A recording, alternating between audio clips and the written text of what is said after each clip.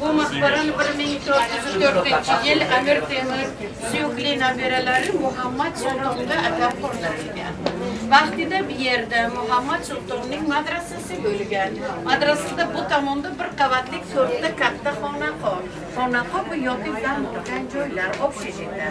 Bu tomonda 2 qavatlik 28 ta hujra bo'lgan. Hujra bu sinfxonalari.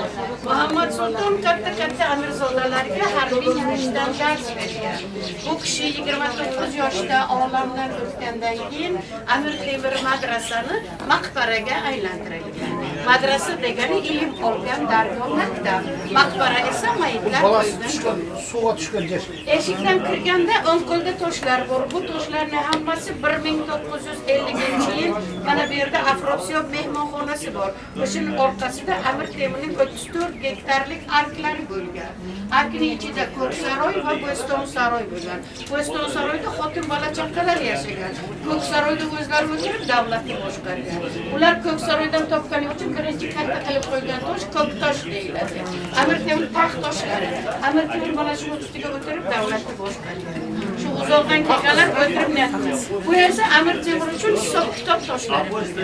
Amir Temur jangga borishdan oldin mana shu ichini belgilangan joylarigacha anorni suvi bilan to'ldirilgan. Anorni suvi tiriklik ramzi qonli rangini bildirgan. Navkarlarga kuch-quvvat bergan. Qaytishga yana jangga borishdan oldin navkarlarni sonini sanamagan, ya'ni barakasi uchadi degan. Jangdan qaytgandan keyin yana shuni ichini anorni suv bilan to'ldirib, yana bir piyoladan bergan. Mana shuni tagiga qancha qolsa, shundan bilganki, shuncha navkar jangda halok bo'lganligini. Orijinal kapı şudur. Giriş kapısı orijinal.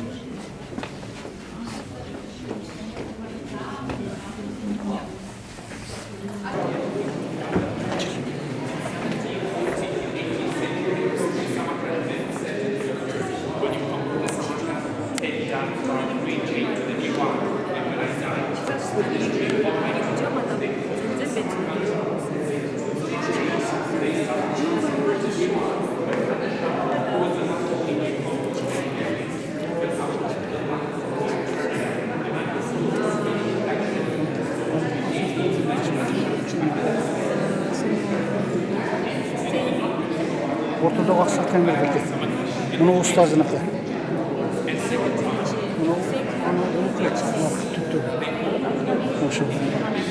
سبحان ربك رب العزة عما يصفون وسلام على المرسلين والحمد لله رب العالمين. Amin.